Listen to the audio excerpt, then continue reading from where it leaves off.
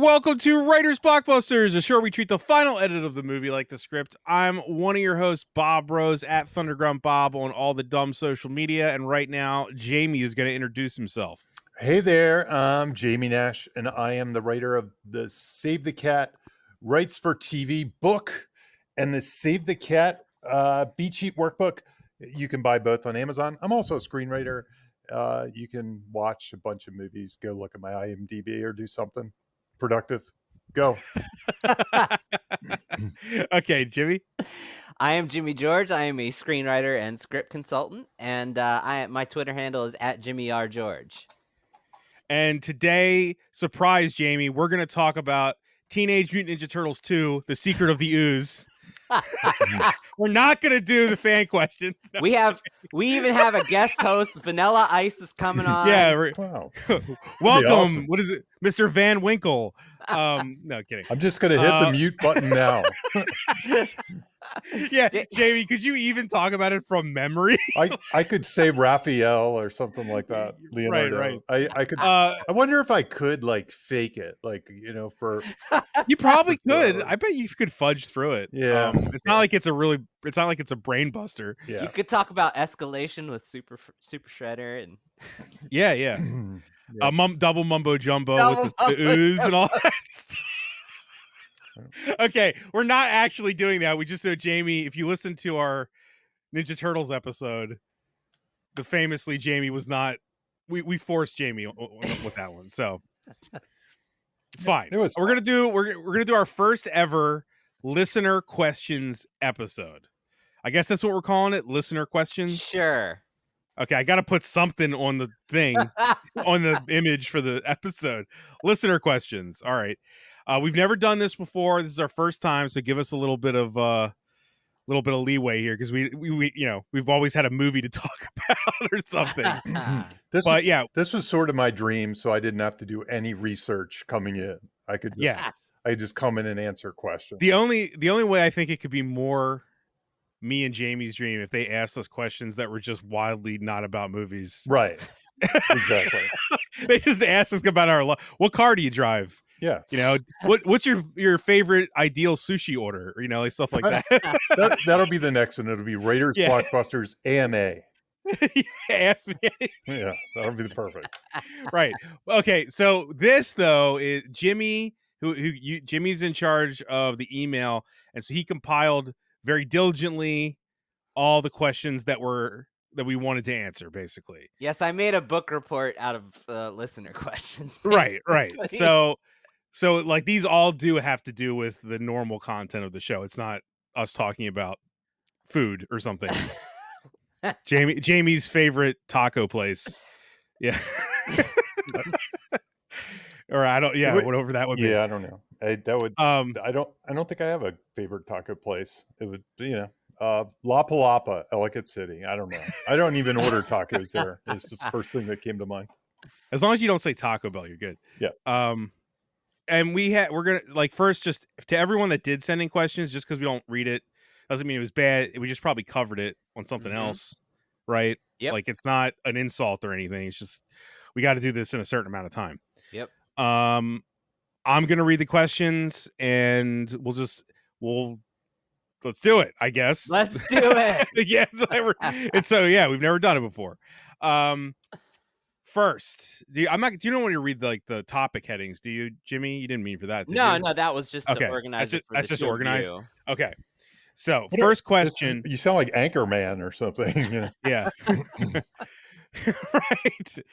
First question. Now, some of these have multiple questions for the same person. I'll read the person's name when we get through all of their stuff. Okay. Perfect. So the first question here is: are screenplays for TV shows available somewhere? That would be a Jamie thing, I would think. Should I? Okay. Yes. I would say keep it going. Okay, There's more to this. You mean to read the whole thing? Yeah. Okay. The umbrella. Okay. Good idea. Are screenplays for TV shows available somewhere? And is there a place that sells movie screenplays and annotated screenplays, or is Amazon my best bet? Thank you so much and have a lovely day. Gen Pute. I hope I'm saying that right. Thank you, Gen. I think it's Jen. Jen Pute. Yeah. So to tackle the first question, are screenplays for TV shows available? I'll tell you the best spot. And this is something that changes over time. Like Jimmy and I have talked about Drew's Scriptorama, which was the hot spot back in 2000 or 1998 or whenever. And it still exists, but it's kind of like weird and desolate. It's like a haunted house or something there. It's like the links don't work and stuff like that, but it still exists. But where I go to most of the time, and you have to pay for it, but it's not much, is Tracking Board, trackingboard.com or whatever it's called. And trackingboard.com, it's a Coverfly site, I think. I think it's one of those companies. I think. I might be wrong about that. But Tracking Board, it's basically a service that provides you with news like what spec scripts went out this week, and I don't know what other things does it tell you. What OWAs are there? What jobs are there in the The industry? job. I was gonna say there's job It postings. Yeah. seems like there's more jobs than anything else now. It used to be more about scripts. It used to be here are all the sales that happened this week. Here are all the specs that went out. That's kind of died. I don't know if it's just people don't send them out as much, or they're not as public about it, or what the deal is. But that used to be a lot of fun to track, because you'd see like scripts that were like yours going out from some big agency, and it would have the log line and stuff. But then they have a board on the back end of it. They have a message board, and that board has lots and lots of recent scripts. So that's where I go when I look. That's like one of the first thing I do is Google if I'm looking for something. But if it's like a modern day pilot or something, if it's a pilot of a show that just came out, they used to pretty much post all the pilots every year that got made in PDF form somewhere on that board. So you could find them almost all the time. So it's a really good resource for finding pilots. You're not going to find episode 8 of, whatever show that you're watching, Breaking Bad season 5 or something. Like you'll find pilots, and you might find very specific episodes that are really popular or infamous or something like Like that. Emmy award winning. Emmy Award, because they're the Those ones type of things. they're the ones they leak out, like the Emmy Award winning ones. But you're not gonna find like, oh, I want to get every episode of Abbott Elementary. I want season 3 episode 20. You're not gonna find that. Nobody really has that outside of an agent or a manager or something like that. But that's where I would go. So that's my first thing. Jimmy, do you have any leads on that second one, the purchase? I have a whole list here because this is one of the few that we're covering that I actually answered for the person when they emailed, but for Jen when she emailed, but I felt like it was a great topic because all the time we're coming to the episode with scripts from the movie that we're talking about, and this is where we get them. So I have a couple sources. So there's one called the Script Hive. So if you look up Script Hive Discord, that's one way. If you join this Discord, it is a hub with it's so easy to search. And you can search by year, you can search by author, so writer, and you can search by title. And it dates back to all the way to the 1920s.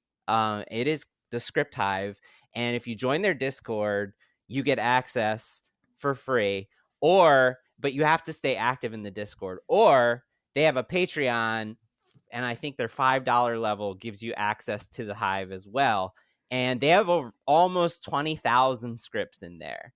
And so, to your point, Jamie, a lot of those like season 3 episode 8s aren't in there, but like 75% of the time, if I'm looking for a script, I can find it in the Hive. So that's one, the Script Hive Discord. Look that up. The second one is for TV specifically. There's this site. The person is anonymous. The site doesn't even have a name. And I'll just give you, it is sites.google.com/site/TV writing. Okay. There are hundreds of pilots, and they then have show hubs. So for instance, they'll like Lost. Everybody's talking about Lost since it came on Netflix, and I'm a huge fan of Lost. They'll have like a Lost hub on that site, and it'll have like every episode of Lost that's out there. So it's probably got like 20 scripts from Lost. And for instance, they just dumped a bunch of, I looked on there yesterday for this, and they just dumped like 3 episodes of Yellow Jackets on their Yellow Jacket hub. So they're constantly updating it, but it doesn't have a name. Like, it's so weird. Pretty fishy URL Yeah, there. and they have a lot of BBC stuff. And so on that note, BBC Writers Room actually has like their own website with lots of resources, like for just like format and blogs from writers who write for the BBC. And then they have show hubs for BBC shows, like on that BBC Writers Room show, where they have like the pilots for those BBC shows.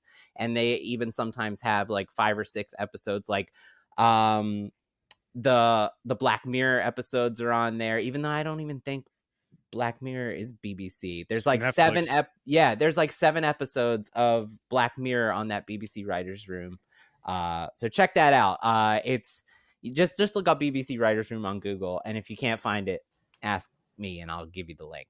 And then as far as for sale, Jamie, I think you're gonna recognize this name. Script City.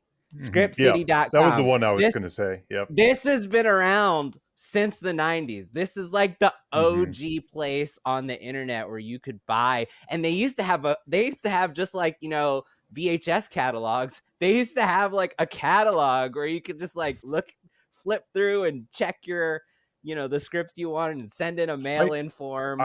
I think I bought Master and Commander on there years ago. Like that's, I remember I bought a couple scripts from there. So what's cool about Script City is, and it's the ScriptCity.com, is they have a lot of stuff that's not on those other resources. It's not on the Hive. It's not there. They have a lot of, because they've been around forever, they have a lot of like 70s and 80s TV shows and movies that like they're a little bit more obscure. And like, for instance, there's like 30 episodes of Tales from the Crypt scripts on Script City. And with the purchase, you get the PDF as well. The problem is they're expensive. They're like $20 a piece. So like they're mailing you a physical They're script. mailing you a physical script, and they're giving you a PDF copy for you to have on your own. The good news is they are often having, if you join their mailing list, we are not sponsored by Script City. This is not a sales pitch. If you join their mailing list, they're often having 50% off sales very regularly. So I've definitely bought some scripts for $10 off of Script City. No, not to puff up, because I know we have a lot of questions, but this reminds me. So some of these scripts aren't quite legal, and this just is like this is a story this reminded me of. So about 15 years ago, a friend of mine, internet friend, she created a site, and I won't say her name, even though you can Google this and it's all over the place because the media jumped on it. What happened? She created a repository where she just was putting, a link to all these, kind of like, Dropbox, or I don't remember exactly what it was. And she would just dump everything in there, and she had tons and tons of scripts. And at one point, the studios got angry because I think it was the Script Shadow days, because their scripts were getting leaked. And again, this is just an ordinary struggling screenwriter that we all knew. We were all friends with. She's still around. She still writes. And 20th Century Fox sued her for like $15 million because she had this site. And I was on that site all the time. It was my go-to. And all my friends, everybody, was going there and grabbing scripts from there because it was the best place. She would just, and all she was doing was finding one on the net and putting it there, finding one on the net and putting it there. It wasn't like she broke into, a website. She hacked the website. Was she making money from it? No, it's just free for people like us. We were I'm just assuming they lost then? They eventually just dropped it. But but it made her life miserable. I mean, she had to hire lawyers and stress, and she thought her career was over and everything else. It was very, I'm kind of speaking for her a little bit, but I'm sure it was a very stressful period of time when they did this. And the rest of us all just like, what are they doing? Because these things were everywhere on the net. She just collected them as she saw them. She wasn't like doing it for money or anything. She was just like, oh, here's a script, I'll put it there. Okay, here's another. So there was one-stop shop. You could find them. And back then, I can tell you, when I used to go to General's, producers and stuff would just give me scripts all the time. They would be like, "Oh, did you read such and such?" Like ones they weren't even working on, but they'd say, "Oh, let me give it to you," and they'd print it out and they'd send it home with me, or they Yeah. email it to me all the time. These weren't like things that were that coveted or protected or anything. Like I said, nobody hacked these or anything. They were just kind of floating around, and she collected them. Anyway, that's my little story. I How think about things that. have changed. Yeah. Yeah, I know. You Seriously. just have a fair use thing on there, and then that's Yep. it. Yep. But that Well, was it. thank you, Jen Pate. Sorry for mispronouncing your name before. Okay, next question. This is kind of a beast. I'm going to read the whole thing and then we'll go piece by piece. Okay. We're going to do that for every one of them. So, Yeah.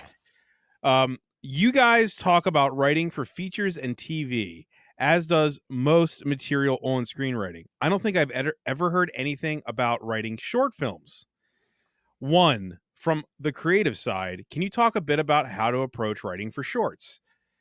How do you balance concepts, characters, arcs, themes with much less time to work with? Two, from the industry business side, I think there are far fewer opportunities to break into the industry from the outside as just a writer. Conversely, I think the improvements in quality and accessibility of filmmaking technology have made it easier to make things. In my market of Seattle, Washington, narrative filmmaking only exists on indie budgets. Features are few and far between, and the entire creative scene is built around short films, gunning for festivals, or to make it through to higher level 48s. What does the market for writers look like now? Should up-and-comers focus on shooting their own projects? Thanks for the great show, David Como. Am I saying that right? Probably. I got the Jamie job this time. Saying the names You wrong. did. It's Yeah. tough. So yeah, the first Let's talk piece of about that. number one. Yeah. Yeah, number one. Creative side. Can you talk about how to approach writing for shorts? I got something to say about this. I was but going to say this is a good one for you, Bob. I feel like this would be the one for me as Yes, the guy who please. makes shorts. But I feel like my answer is the antithesis Who to writing cares? blockbusters. Yeah, Okay. like I would say this, David. I'm not coming at this as probably as much as you are as trying to wedge yourself into the industry or find a place or climb a ladder or anything. But I think the reason I've mostly been a short filmmaker that's how I know these guys is making short films and getting into filmmaking that way. What I like about shorts is the fact that there are so much less rules. They're the place for the experiments. They're the place for the things that you don't want to spend an entire feature doing, or maybe you just have one thing you want to get out. Maybe your whole short is just telling one singular joke in a very cinematic way. Maybe, you just want to make something in your living room.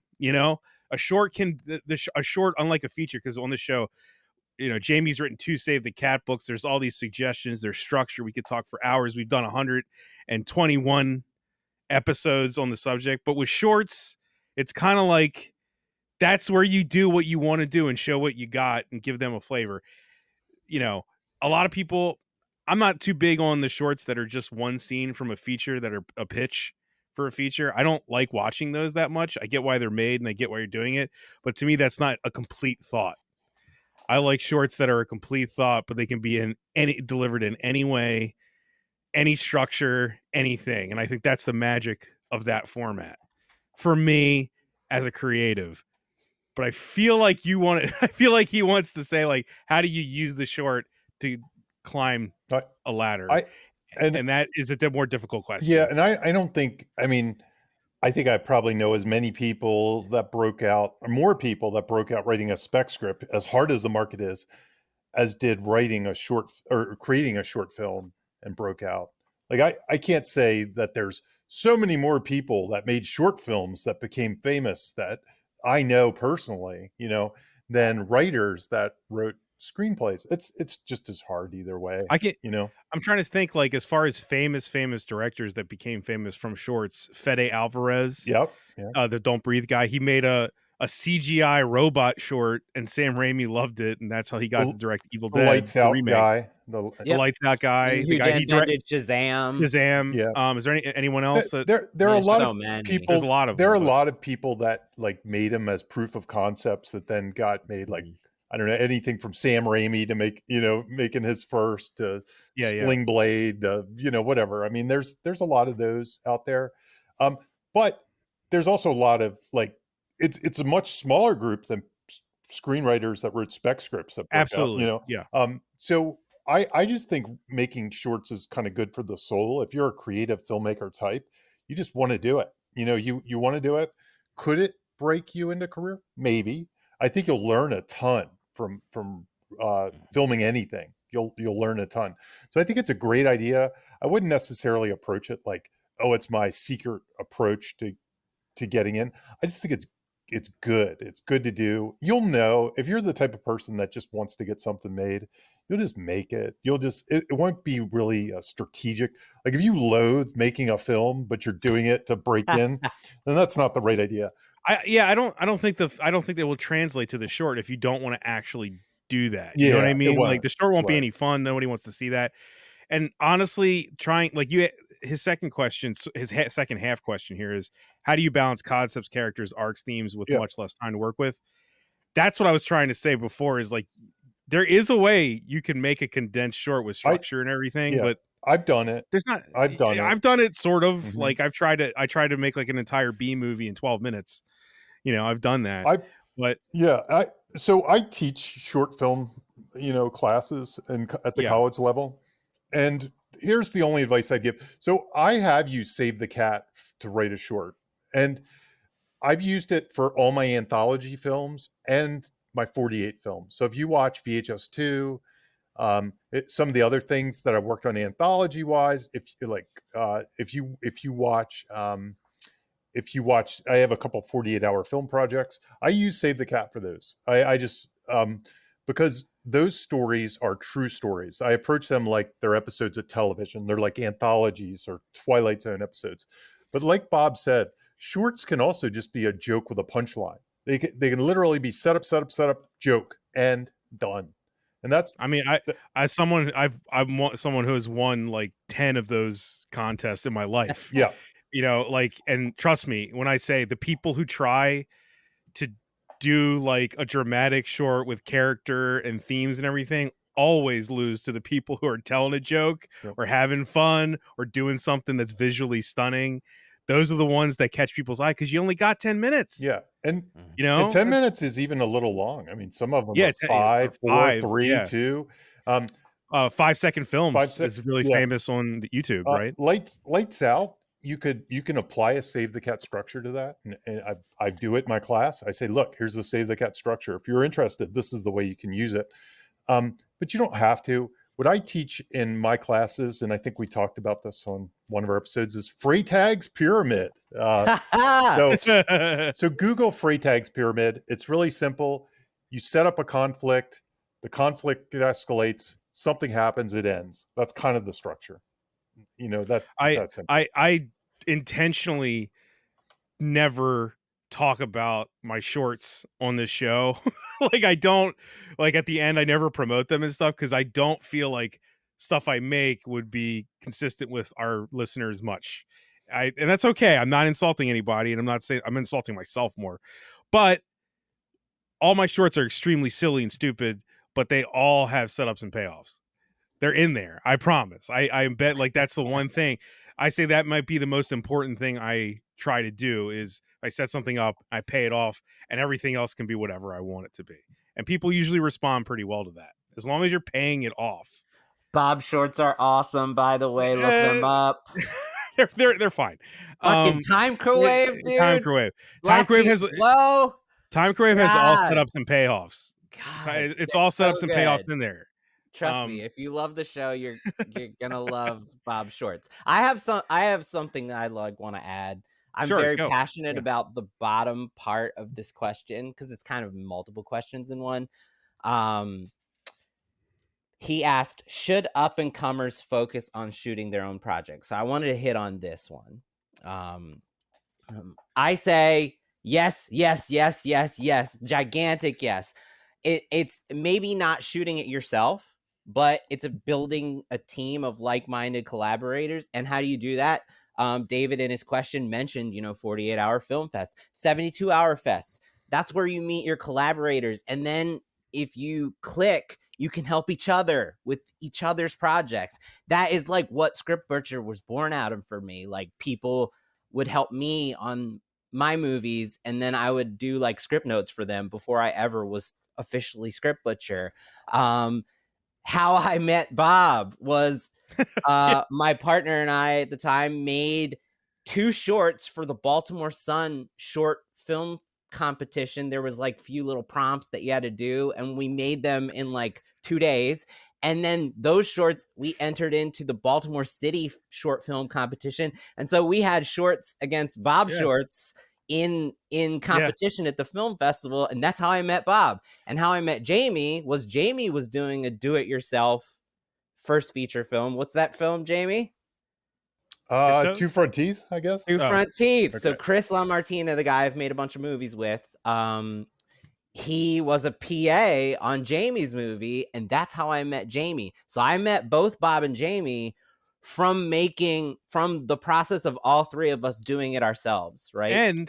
And me meeting you guys eventually led to me meeting Jamie, which led to me meeting Ed Sanchez, which is why Jamie has written a short film that I edited a long time ago on VHS too. On VHS too, right? So like just the act of me and Jimmy entering one shorts contest led to all that connection over the years. It's invaluable, and then it also is why this show exists. That's why the show exists. I would go so far because I was a computer programmer doing stuff.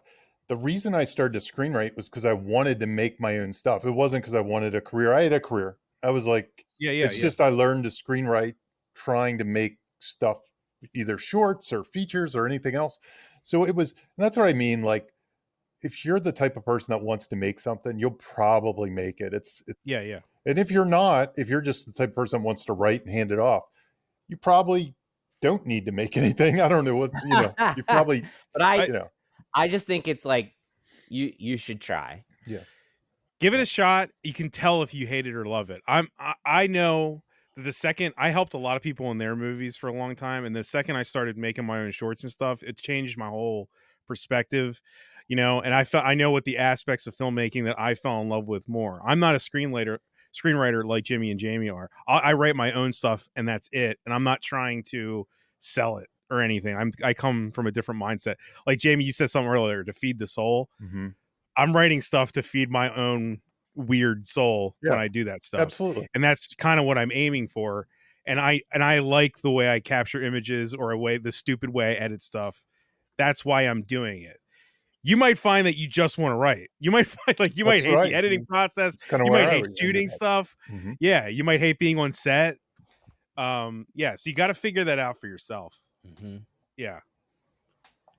Do you think that's it's Jamie mentioned Freytag's pyramid. We should just end there. right there. That's plenty. Right? Yeah. Okay. Thank you, David, for your question. Yep. I hope that some of that was an answer. All right, next one. A big challenge for me writing in the indie below $1 million budget range is how to write compelling stories within few locations, not much cast, and of course, no VFX. That's one of the reasons I would love a show about The Witch and The Lighthouse, because they take place in one location and have so few characters, and they are so captivating. How does a writer make a limited location character screenplay so captivating? It would be great if there was a Save the Cat book for this. And that it's from it's from OK Author 7495 on Reddit. Okay, sure. Yeah. I got stuff, but Jamie, you want to go? Yeah, Jamie. Yeah. Jimmy, why don't you give your stuff? Okay. Because I don't have a ton for this. Okay, so like it immediately, it was a challenging question. I love the idea, and I had a little bit of advantage because I had more time with this. But first of all, I would say our show was a monument to the whiteboard, to premise delivery. I would think if we did episodes on The Witch and we did episodes on The Lighthouse, one thing we would be talking about is how it delivers people, places, things, scenarios, and dialogue that is specific to those premise, that premise. The second is Jamie has these types of tension. Jamie, do you know them offhand, or do you want me to quote them? Yeah, I don't know them offhand, but I mean, you quoting them is probably better. I could probably get about 4 of them before I ran out. Jamie's types of tension are curiosity, fear and suspense, mystery, poetic or surreal, which, you know, Lighthouse and Witch both have a ton of that, cinematic, and romantic or relationship tension. I think that those movies, limited location movies, are a great opportunity to like max out as many of those types of tension as possible. That's another way to where you only have 2 people or 1 person in a room. The next thing is the nightmare fuel technique that I've talked about on the show in the past, where you make a list based on the scenario, based on the premise. You make a list of your characters' like worst nightmares, and then you make them experience those within the situation, right? That's going to lead to a lot of interesting conflict. And then the fourth one is dilemmas and meaningful choices, like creating scenarios that make your character like have to make for instance, I think of Saw right off the bat, right? Like limited location, 2 people in a room, dude's got to saw his own leg off in order to get out of the It's a situation. bomb under the table, right? Yeah. So creating dilemmas within these limited locations and a couple actors is another way to like tell a compelling story in one location. So yeah. Also, I was gonna say, if you like dialogue and you're funny, there's always the '90s blueprint of Clerks. Yep. I mean, I don't know how Clerks would do now if it came out now. Probably not that well, but that is a movie. That is one location that people love. So there you go. Yeah, I don't really have much for this because there's so many different techniques you can use. Yeah. And like Clerks is much yeah. different than Breakfast Club, which is much different from Rear Window, for example. You know, they're also they all use very different techniques. For me, it's funny because I'm working on one of these right now, and I have 2 of them in mind. I have 2 different like single location movies pretty much that I'm working on, and they're both drastically different from each other. One's like science fiction and one's horror, and I guess there's some similarities, like a Cube situation. Yeah, something like that. It's more like a science fiction Reservoir Dogs is what I'd say is what it is. So I'm working on 2 different things. I find that it's when you really need to go back to the rules the most, because if you force yourself like to have a midpoint, and all that stuff, to have conflict, to have characters with flaws, to have flaws that oppose each other, all that stuff. I feel like if you really dig into the rules the most, it can help you, because those movies tend to be movies that become talky and, stuff like that. So if you can kind of force yourself into the tension and all that stuff and still be talky, they can be talky still, which mine probably will be. I think you'll have a good basis, but I think trying to, I actually find those are the stories, believe it or not, that I try to stick to the rules the most, because it ensures pacing, it ensures setup payoff, it ensures all those things that maybe the movie wouldn't have otherwise if you were kind of just left to your devices and filling space, so to speak. You don't have the visual of it. You don't have the visual. You're in a room. There's a lot of things that you normally could entertain with you don't have. So I think story becomes more and more important to those. Did you ever see Buried with Ryan Reynolds? Yeah, absolutely. That's like a perfect example. It's him in a coffin. Much.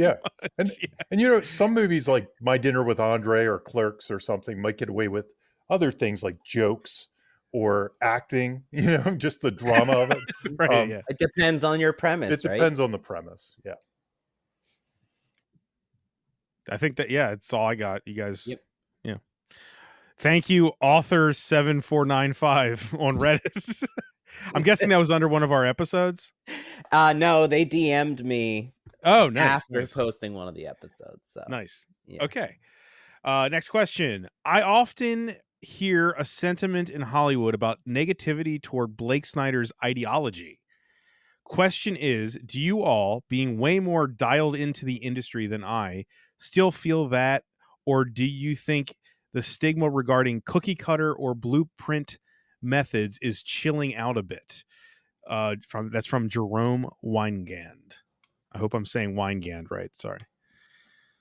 Yeah, and Jamie. This feels Jamie, you're the Save the Cat boy. So. This feels like something I could do a whole episode in, so I won't. I think I've done episodes. We've touched on it. Yeah, I've talked about this so many times, and it's probably something I talk about too much. But it's weird. So here's what I'll say about the Save the Cat thing. What Jerome is saying is sort of it, like Save the Cat is this boogeyman from all sides. Okay, so because he's kind of saying Hollywood's anti Save the Cat, right? But then if you go on Twitter, oh, the acolyte, Star Wars would save the cat. Don't watch that, or something. Oh, did you see this new movie? It's Save the Cat, the movie. Everybody's using Save the Cat. And then so people are coming at it like Hollywood doesn't want it. The audience doesn't want it, but Hollywood is forcing it on us. All these different directions. And the truth of the matter is, nobody in Hollywood really cares that much. Like, at least in my experience, they don't really, specifically about Save the Cat. I mean, they're not like throwing the book at you or something like that. But if you look at the climate Blake Snyder came out of in the 90s and the 80s, they were making, and this is where I really think the whole Save the Cat thing comes into play. They were those movies that you think of from the 90s. If I, say, think of a 90s comedy movie or something, you're going to think of movies that are very cheeseburger, very commercial, unless you're going like the independent scene, like we talked about Clerks or something like that, or if you're going Steven Soderbergh or things. But a lot of those movies, that was the height of the spec screenplay era. So they were fighting to get their best cheeseburger idea out there. It was like competing cheeseburgers, right? And that was the 90s. So it's not different today. It's just all those independent movies have kind of fallen away a little bit more. So we see more of the Hollywood movies. We see in television, we see dramas and some experimentation and things like that. But pretty much what we go see in the theater nowadays are big commercial blockbusters. And the lower budget stuff has kind of fallen away. And where you see some experimentation, at least what I think, is in like horror movies and things like that sometimes, because those movies are almost expected to kind of unsettle you a little bit and rattle your cage a little bit and feel a little, make you feel a little bit like, I'm not sure what's going to happen in this movie. So I'm not sure how much this is totally answering your question, but because I think I wouldn't worry about this question. I've said it many times before. That's the note behind the note. Yeah, the note behind the note is like, people use the book because it's so popular. For all kinds of, like, whatever their problem is, they use the book as and some of them haven't even read the book. Like I can't tell you how many times I've seen people blame character likability. Like, oh, they just use Save the Cat's barely about Save the Cat, the term, like, make the character likable. That's like one little sentence in the book. It used it for the title because it was cute. Like, it was kind of like, hey, this is an Inside Hollywood book, so I'm going to call it this Inside Hollywood term. But the book's not like 300 pages of you have to make your character likable or something like that. It's just, and in fact, my book, the TV book, I have the Rooting Resume, which I think covers more of that than Blake's book ever did. So people just kind of use the Save the Cat thing as, whatever, like, this is the thing that ruined Hollywood. But I mentioned many times, I sent my agent my book. He didn't know what it was. And he's a big time agent. He's been around since the 90s. He didn't know. He was like, what is this? I went on Christopher Lockhart's podcast or whatever he does over in his Facebook. And he's a big time guy that works for, he works with Denzel and all these guys. He knew what it was, but he said, I never read it. He's like, I've never read this, so this will be interesting. You can kind of educate me to what it is. He's like, I love hearing this. Yeah. These are Hollywood players. These are people that their full-time job is Hollywood play. They do not, and then every now and then you'll hear some, like, my cousin, I went for a meeting with somebody and they told me that it wasn't Save the Cat enough. And I'm always like skeptical about that. I'm always like, where was this meeting? Like, who was this producer? Like, it was probably one of those quote unquote producers, or maybe it was somebody really low in the chain as a development exec. Maybe the script or story was so, I don't want to say bad, but so underdeveloped that they just thought they needed some really kind of, I wouldn't say basic help, but they needed help. And they were like, maybe you could try, where you're weak as some of these kind of classical ideas. So I don't know, but anyway, that's my scattered thoughts. Like I said, we could have a special episode that's 2 hours on my rants on why Save the Cat. about the negativity towards Save the Cat. I'm not even that defensive about it, because if you know my stance, I'm the type of person that believes that Save the Cat works best to pull an idea out of you, not to retrofit your idea towards it. So I like it more in the beginning than I like it in the end. I mean, you can use it in the end if that helps you, but if it doesn't help you, do what you do.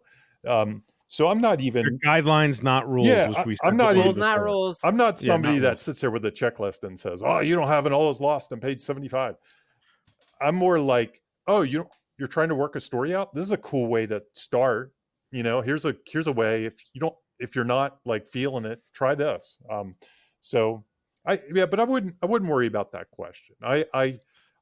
The other thing I've said many times on this podcast, I've never, ever, ever, ever myself read a screenplay that I said, this is a really good screenplay, but there's too much Save the Cat in it. There's too much. I've never, ever, ever seen that. It's like, and I can understand maybe a Hollywood movie you feel that way, because they are perfect and they're well done and they do everything, and maybe they are a little bit predictable for your taste. Maybe you're looking for something more edgy or unpredictable or something, and you go to see Despicable Me's sequel and you're like, I wish they would have killed Gru in the third act or something. I don't know.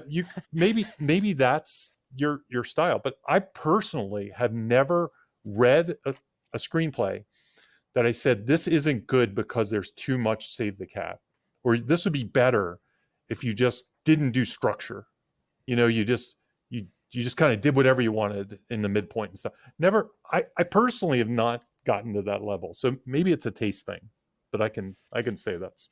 I also feel like he might be responding with this question to like the recent failure of Marvel and stuff like that. And I see a lot more discussion about Save the Cat in response to how bad Marvel did in the past few years. And Marvel is like a Save the Cat entity, as we have discussed on the show multiple times. Right. Well, so that discussion's in the air, but I don't think it's with the Hollywood. Yeah, money I don't think they're. That's what I'm saying. Yeah, I don't think they're handing out the books there, James Gunn. No, being I'm like, just saying, James Gunn, you must do this. You must do this. I'm saying that Jerome might be hearing it. Yeah, no, I agree. That don't actually matter in the industry. No, if you look at Twitter, you think everybody gets a copy of it day one, and they have to, they're handing out these books. I wish they were, because I would have a lot more money in my bank account, because people would call me up and be like, "Oh, this guy knows Save the Cat. We'll bring him in." But also, if you look at Twitter, you would assume movies that would be immensely popular would make all this money, and they're always the ones that I see buzzing are always the one that flop. Yeah, you know what I mean. And then the ones that make a lot of money are the ones they hate. So don't always go by buzz either. Yeah, what you're seeing online and with your film circles. Yeah, and stuff. no, I don't mean to denigrate Jerome's question. No, not at all. I didn't mean that. Jerome, I love that he gave me the opportunity to talk about it. So thank you very much. And it's a question that I see all the time on Twitter, but I'm somebody that doesn't really like to engage in a battle of, because the loudest troll usually is the one that finds you, right? Sure. So I'm usually like, I'm not going to fight my battles there. That's not a fun place to fight my battles. And also, Jerome has a really good podcast called Silver Screen Happy Hour, and they've plugged us before. So I'm plugging them right now. Awesome. So Silver Screen Happy Hour. Yeah, thank you for plugging us. All right, you got Jimmy. Did you have anything on that? Are you good? No, I do, but I'll save it. Save it. All right, next question. I have a question about Ted Tally's credits. He's in the guild, but he did work for animation. I thought WGA writers couldn't work for non-WGA companies. So how does that work? Can you explain for the listeners?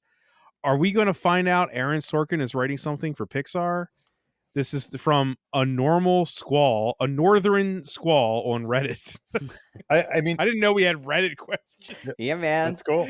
I mean, there are a lot of people that have written for Pixar that are of the Aaron Sorkin level. And you can kind of Google them. I mean, didn't Josh Whedon, going back to Toy Story, you wrote on Toy Story back in the day.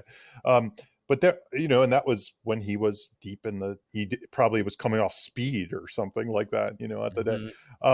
So here's the quick answer. This can be a quick one. I've talked about this, I think, on our animation episodes. I think I've probably dipped into this. WGA writers can work for animation that's non-WGA. And it goes back to like very old laws that animation was a separate kind of thing, and they were covered by another union. And the WGA, when they were established, couldn't steal from another union, so they kind of had this split. And it's very particular to animation.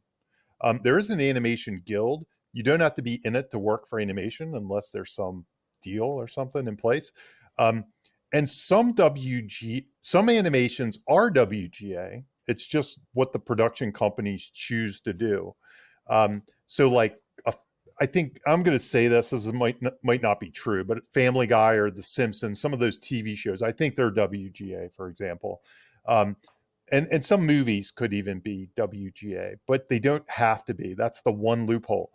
I worked on it's funny too, because I've worked on a couple animated films, and I'm always worried about this rule. And every time I do it and I negotiate and stuff, I kind of go back and I reread all the information. And I think I've even called the guild before I did it. But like, I did an animated film I guess a year ago, and I got a call like 2 months ago. And it was the WGA. And they were like, they sent me an email and they said, "Hey, this movie's going into production. This doesn't look like a WGA movie." And I was like, "Oh no, am I in trouble?" You know? And that's kind of was the gist of the email, was like, "What are you doing? This is, your name's on this and it's non-WGA, you know, that's bad." And I just sent back, "It's animated. Did I do something wrong?" And they said, "Oh no problem. Just check it," or something like that. So there you go. Yeah. That answer. I was like, because every time I'm like scared, I'm like, do I not have the rules right? Do I not know? But anyway, that's the long answer. That's the quick answer in a long way. Is Okay. It's allowed. Cool. Thanks, Jamie. And thank you to a Northern Squall on Reddit. Next question. With the 6 things that need fixing, would you say these things most often get fixed in Act 2 or Act 3? Jamie uses Bruce Almighty as an example for things, so I'll follow suit. Bruce, in Act 1, he doesn't like his Wacky Bruce nickname. By Act 2, he's Mr. Exclusive. And by Act 3, he's back to being wacky. So was the nickname fixed in Act 2 or Act 3? Keep up the great content. It's so helpful to hear these breakdowns. I tell every writer friend I have, and they should tune in. That's from Aaron Such. Thank you, Aaron, for spreading the word straight up.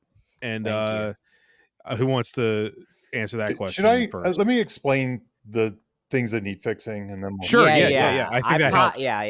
Yeah. So the things that need fixing, it's a save the cat idea.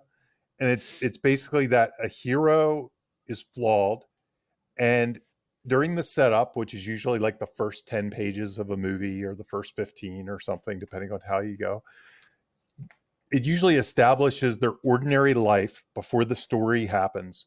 And that ordinary life has things that need fixing.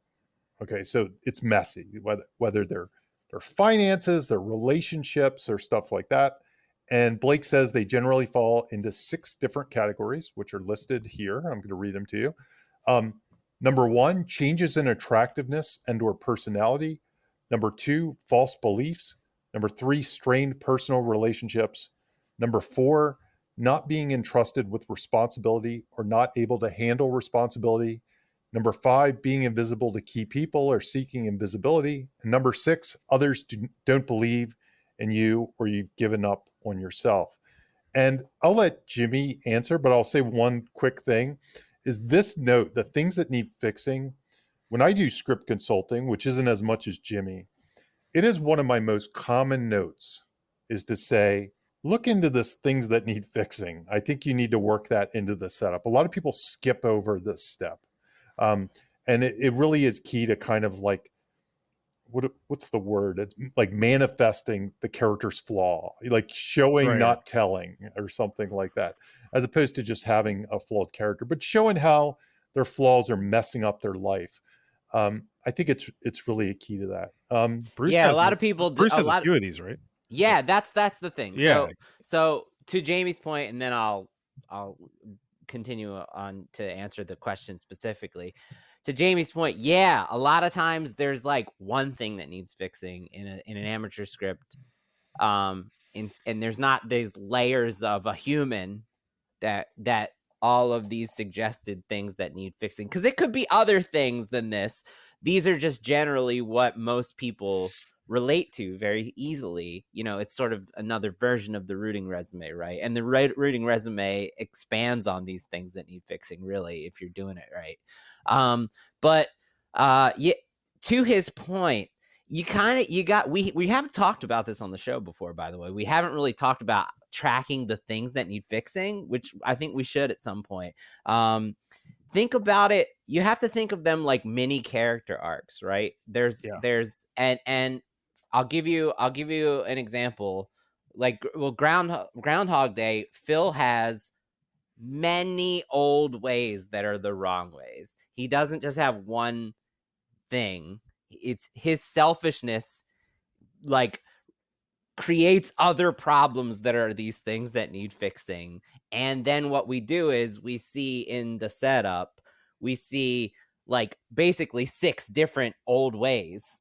And then the movie, over the course of the second and third act, then gives us growing pains of how he's growing away from that old way into a new way that's like, you know, where he's expanding and growing as a person. And then in the end, so it's basically like the changes, if his personality needs to be fixed, we see the old way, which is the personality problems. And then in the middle, we'll see growing pains where his personality is being challenged and he's challenging himself to improve his personality. Right. And then in the third act, his new way snapshot is a personality that has been adjusted to be more, you know, agreeable and pleasant. It's also funny that how similar he is a character to Bruce Almighty. They're both even reporters who are kind of assholes and unhappy with everything.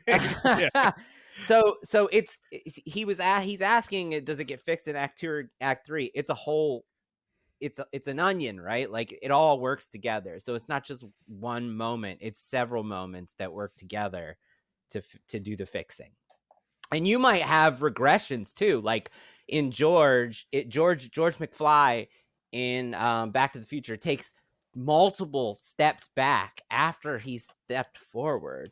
And so it's not just about progress. There's definitely regressions in the middle with these things that need fixing. I don't know Bruce. It's funny. I use Bruce Almighty as an example because I remember it vaguely. Like I remember the acts more than I remember the moments. But I have a feeling what happens in Bruce Almighty, and maybe I'm totally wrong. I remember it better, probably. My gut says he spends the beginning of the fun and games fixing his problems in the wrong way. You know, like he uses his magic to fix the problems, and he really needs to fix himself, and therefore the problems will fall into place. So that's how. Once again, it's kind of like Groundhog Day. He has to help others. Yeah. Kind of. Yeah, right? Yeah, exactly. So he kind of uses his power to get what he wants in some ways, and that's fixing some of his problems. But then at some point he has to learn to fix himself, and that will fix his problems. And not all movies do it that way, but that's the way I think Bruce Almighty does it. Yeah, it is. It is. Yeah. The other thing I'll say that's cool about the things that need fixing, if you do it, if you come up with those and you're still brainstorming your story, especially Act 2, which is always the hard part, you could almost use the things that need fixing to brainstorm. You can say, how will my character learn to fix these things? How will they learn? How will they implement? How will they fix these things?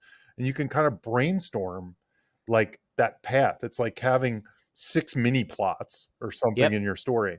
And it can be a really good tool if you want to. It's kind of a chicken egg thing, but if you do it that way, it can cause for a really character driven story that you're telling in some ways. But a great question. Thank you. Yep.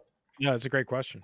Bob, with these next questions, I think they're separate in their topics. So I think ask the first one, we'll answer it, and then read the Okay. first one. Yeah.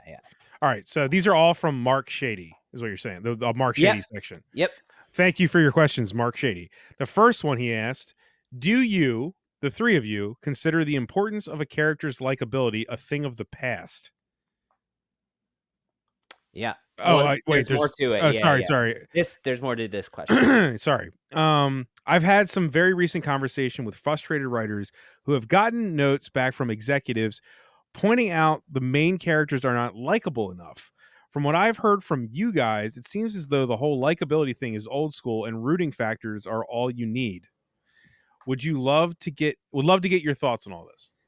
Yeah. And I think the fact that they've gotten those notes tells you it's not quite a thing of the past. Yeah. But Right. I think the note behind the note is, if you do the things like the rooting things, I have a feeling the likability thing will go away. I think they're intertwined. Like, my gut says the person that's getting the likability note still needs to do more work on the rooting resume side. Like, I think, because people will say what you need to write is relatable characters, or they'll use some term other than likable, right? You need to be empathetic toward the character or whatever. And everybody parses that at their own way.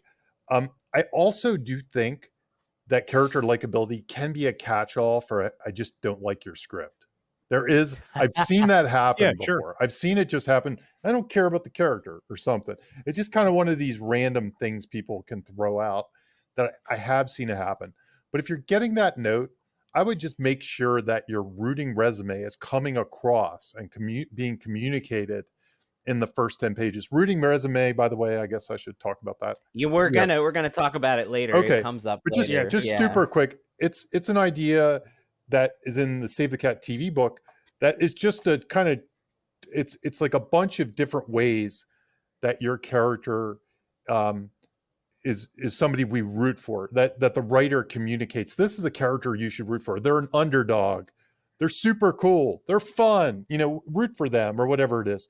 And that's all that the rooting resume idea is it's just kind of a list of ideas or prompts that your character might be rootable. I would also say, I don't think characters having likability will ever be a true thing of the past as long as stories are being told. I think that's never going to go away. That's always going to be here, no matter what. Can you think of a character in a movie that you hated? Yeah, I was gonna bring it up. Okay, so sure. So I am on Mark's side with this. I think likability does not matter whatsoever if you're doing it right. And we've covered that on the show with Joker, which is in the first 15 minutes of Joker. We tracked 19 different rooting influencer techniques, and so even though we do not like Arthur Fleck, we don't want to be like Arthur Fleck. That's what I meant, though. That's okay. So we're saying the same thing. Sorry. Like, you like Tony Soprano, but in real life, he'd be a scumbag you'd hate. Right. We're talking about the likability of watching the character. I should have. But I don't think that's likability. I think it's relatability. This is the part. Just interesting, right? This is just straight up interesting. This is the part where I feel like the spectrum of likability is used differently by different people. Like somebody might say it's not likable, and they might be referring to the rooting resume. And you might be like, well, I have all these rooting influence, but maybe you don't. Like, it's really, and I've heard people use the chain, and then I hear people say they need to be relatable or something. And sometimes that's not even right. Like, I can relate to somebody, but not like them. There's a real terminology factor in this question. Yeah. It really is. I love the question, though, because it's great. It's great. That's why I think rooting, because you can't get around, like, if you root for somebody, then you root for them. Like, there's no wiggle room. Like, if I don't like them, but I root for them, it's fine, in my opinion, because then you're invested. It's got an investment element to it. We talked about Groundhog Day. I think you're rooting for Phil, even though he's a complete ass. Exactly. Until he's not. Yeah. But he's not a good person. In that episode, we talked about that we didn't think that writers should follow the example because No, it's really but just Bill Murray It's factor. it's just a Bill No. Murray factor. and like I was gonna say that too. Some of these, a bad script that doesn't have a lot of rooting resumes, you put Paul Rudd in that, and everyone likes that character all of a No, sudden. Like but- you know, Yeah. I mean, not like you need to. I should tell you to spend another 2 hours to get this question answered. Mark, if you haven't listened to the Joker episode, we talk extensively about this topic, and we break down the first 15 minutes of the movie and every single rooting influencer technique that's used, and a lot of them are stuff that he may not be likable, but what's happening to him makes us invested emotionally because we can relate to him as a human being. Yeah. So cool. There is a second part to Mark's questions. Number 2, is an all is lost moment essential for every screenplay, no matter the genre or story? That's an interesting question. I would, anytime there's an every, I'd say no. You know, I mean, there's going to be a movie. Sure. There's going to be Yeah. some movie out there that breaks the category. Of all the beats that I can think of, it might be one of the most important. Like it might be top 2 in my opinion, because it signals an escalation. It signals it signals that kind of push to act 3, to the end, to the finale, to all that stuff. Could there be like a moment of something great happen to somebody that pushes to the end in some weird kind of story? Probably. Like, as opposed to all is lost, like they win everything or something, or they win a big thing and that pushes. There's probably a way, but I think it's a pretty important one. Like if I were to rank them, I definitely wouldn't say every, because there's going to be movies that even I love that probably not many that don't have it all is lost. But of all the, like, midpoint and all is lost are 2 of, like, I almost think you can get away with not having a catalyst in some way, in some weirder movies. Like it just kind of starts and you're already in it, you know. You can get away with not having a break into 2 for the same reasons, like the catalyst is the break into 2 or something. But midpoint, because otherwise the movie tends to get boring, or the story gets boring. It just doesn't have a gear shift. There's no raise of tension or anything. So that's why I think midpoints are important. Now, all is lost, similarly, it needs an extra gear shift above the midpoint. So I picked my 2 really important ones, like midpoint and all is lost are kind of my 2 important ones. But your answer is no, not every screenplay. I can't really. Well, I can't to be pick one. fair, I don't have an example. Mark didn't say every screenplay that works. Right. He That's didn't right. say Oh, that, I've read many screenplays Yeah. that don't have an all is lost. That's a, yeah, right. Yeah. There's that. I'll add a couple things. Number one, I think it comes down to Jamie's first question when you're coming up with your story is it arch plot, mini plot, or anti plot? Because if it's anti plot, then you don't need anything. If it's mini plot, maybe you don't need all is lost, although the great mini plots we've talked about on the show all do have all is lost. I bet you, I can't think of the Fableman's all is lost off the top of my head, but I bet you Fableman's has it all is lost. And then the second thing is, to me, if you don't have an all is lost, it's a sign that you're not pushing your character hard enough. It's a sign that you're not making them suffer, as we talk about on the show a lot. You need to make your character suffer. Even what I put down to get Bob to respond is, dude, comedies, the character is suffering, even though we're laughing. Like every great comedy, the main character is suffering through it. Tragedy is comedy. Yeah. So there you go. Yeah. So I think that if you don't have an all is lost, which is not Mark's question, Wayne's World has a pretty apparent all is lost moment that it makes fun of. Yes. With him basically fake crying. Yeah. Doing the Oscar moment. Like they literally call attention to it. I think. Yeah. I don't remember if we said that on the episode, but I don't either. Yeah, but it does make fun of the all is lost moment. I think the Fablemans, that's a good example, because it's hard to even pitch what that story is. You know, I mean, there's when you actually watch the movie, yes, there's the whole mother, and you know, there's the mother as the affair kind of story, but that's not the story, but it is, and it's not, and is it him becoming a filmmaker? Is that the story? It really feels like this kind of historic retelling of something that has lots of interesting stories within it, but isn't like one story. It's like this kind of collection of chapters. It's a certain type of book or memoir or something that it is. And It's almost like a superhero origin story without It, powers, but it with is, art. yeah. Yeah. yeah, and so I think it works. I mean, I like the Fablemans a lot. So I mean, that's a Yeah. good So I example. wonder if if there is even an all is lost in it. Yeah, I don't know. I'm not sure that you could, because to decide on the all is lost, you really have to decide on the story of that movie. And in a weird sort of way, that story needs, you have to squint a little to see the story. You can't like say, that's it. You know, that's the thing. So to Mark's point, maybe. Yeah. Yep. Yeah. To Mark's point. Cool. Thank you very much, Mark. Next, we've got one from Colby Congle. Yeah, and I think there's a cup. Are there a couple questions on this one? Maybe we split it in half. Yeah, there's a couple. Yeah, a Let's couple answer ones. number Okay. one, and then Number one is, what are different ways screenwriters can brainstorm for the rooting resume when creating characters, especially to avoid cliches? Don't save a cat. Yeah, good. Jamie, I popped the rooting you're resume Superman. in there for you Good, to good. easily. It was a fast version So of yours. so yeah, we brought up the reading resume. Here's some of the types of things that are common for rooting resumes.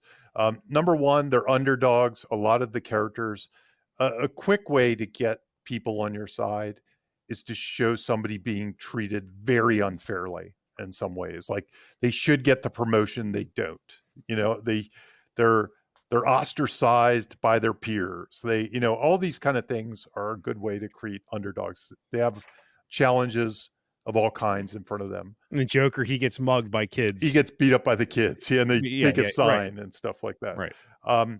They care about someone or something. So this is the save the cat kind of thing. You could save a cat. You could take care of mom. You could do all kinds of things. But if you care about someone, if you have someone you care about, that is something that gets us on their side, because we all can kind of, I don't know, it feels like humbling or whatever. It feels like, oh, they're a good person. They care about, they have potential at least. They try very hard to make their lives better. So dreamers, people that have some dream. Again, Joker, I think he wanted to be the stand-up comic and he was a dreamer. Something Joker isn't. They're fun. This is the Bill Murray and Groundhog Day. I mean, that's all Wayne's World. Yeah. Right. Like Bill Murray, this is like the only thing that he has really going for him is he's fun to watch and he's kind of fun. He's Bill Murray. It's fun to hang out with in some ways, even though we wouldn't want to really him to exist in real life. We know their struggle. They have, this is a lot of times when you see a secret moment, you know, when you see their pain, we get to see it from their end, but nobody else sees it. We kind of know. And that's literally the first shot of Joker. Yep. Where he's like putting on the clown mask and then he's crying. Yep. If you can, to our topic we were just talking about. Exactly. If you can show that, it's great. We wish we were more like them. So this is the other side where they're almost more self-sacrificing, where they, you know, they're courageous, they're bold, whatever that thing is that we wish we had in ourselves. They're just like us. This kind of fits in with we know their struggle a little bit. It's kind of tied to the same thing, but this is kind of the, you know, relatability side of it. There's something about them that we can relate to. And last but not least, they're the best at something. And this one is similar to, we wish we were more like them, but in this case, it's like, they're the best, you know, James Bond, we like him because he's the best spy or something. Every movie starring The Rock. Exactly. Right? Yeah, he's the best at whatever he's doing. And it should be said that very few characters have all of these. There's some probably do. There are probably some characters that do. It's usually it's kind of like the things that need fixing. You usually have some of these. Usually check a few of these boxes. It's usually more than one. I would say, I don't know, 3 might be the minimum, or 2 or something like that.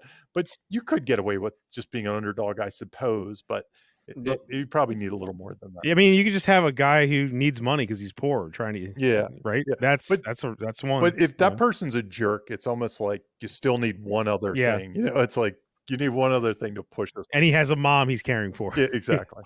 Right. Yep. But so to answer the question specifically, how do you avoid cliches with these? Just okay, I got something, and it comes off of something we've been talking about a lot recently. It's kind of new to the show, Okay.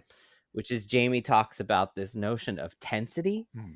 And I think what we've discovered in past episodes breaking down the rooting resume is that a lot of the great characters, one of these, so for context, we've done villains with the rooting resume, and the villains, they have what we call a reverse rooting resume, which is like all of these things, the villains are the opposite. And then the villains might have one thing in the positive, and that tensity is what makes them interesting. Well, the same goes for the heroes. I'll give you an example. So Johnny, when we did the Cobra Kai episode, Johnny checks every one of these boxes to the extreme, except number 6. We wish we were more like them. Johnny is xenophobic and misogynistic, and that he's got the villain side of things on that portion of the rooting resume, and that tensity that Jamie talks about, I think, is what makes him fresh and what makes him interesting and compelling. And that is, when it comes to answering the question, how do you avoid cliches? I think that's where it's at. Finding a way to take one of these and make them on the villain side of things makes for a really interesting character that like we might not have seen before. So Yeah. Well, yeah, Johnny is the best at something, and he Yep. cares about something, but he also is. We don't want to. He's an underdog. He's an underdog, yeah. Mhm. But we also don't want to be him because he's an 80s Yeah. ass. We don't wish we were more like Johnny. Right. Yeah. I think the other thing that I would suggest you do, like, I think these and the things that need fixing in the setup are mashups. So I think Yeah. Yep. I think you have to find a way to show the things that need fixing and then show these things all in the same scene. And you Yep. kind of mix and match the mashup. And I think by doing that, you won't just be like, okay, my hero can save a cat. Instead, you're like, well, how do I show these things that need fixing? And is there a way I can show some of their other side, the rooting resume, at the same time? And by doing that, you'll find a combination that's not a cliche. Sometimes they can help. Cool. You want to do number 2 Sure. of Colby? Yep. What are some exercises screenwriters can do to help infuse deeper themes into the story, especially after finishing the first draft? What you got, Jamie? Yeah, Jamie. I feel like this is a Jamie question. Yeah, I put your ensemble assemble on there for reference. That's a good one. I would say, and whether you do this first draft or second draft or wherever you do it, the one thing that I like to use is the broken compass. So the broken compass is another thing from Save the Cat Writes for TV, and what it is, it's kind of a mission statement for your character based on their flaws. So I will never statements like 10. I will always like, I will never listen to my superiors might be a flaw or something like that. Right. And that might be one of their mission statements. I will never stick my neck out for anyone else. That might be one of their mission statements. And if you have that, if you write that list before you write the second draft, maybe you'll learn it through the first draft and then you write it in the second draft. And you create situations or scenes that force them to to have to do that to win. And they either don't do it and lose, or they struggle with it so much that they come up with a different way, or they break their code, their broken compass code, and it destroys them in some way. It hurts them. And I think if you do that, if you have your character's flaw in mind when you start brainstorming your scenes and when you start writing, that inherently helps your theme, because your theme is going to be tied to your flaw and your character arc.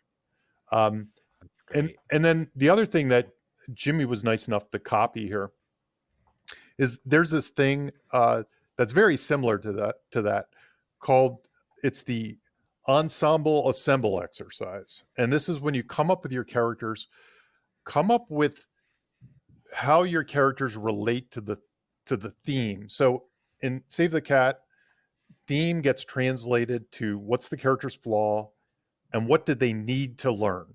Okay, what's the lesson they need to learn? So somebody might need to learn It's not all about money. It's about love or whatever. So if you translate things to the need, your characters, your ensemble should reflect some version of how they should relate to the need in some way. So some of the ones we have are rejects the need.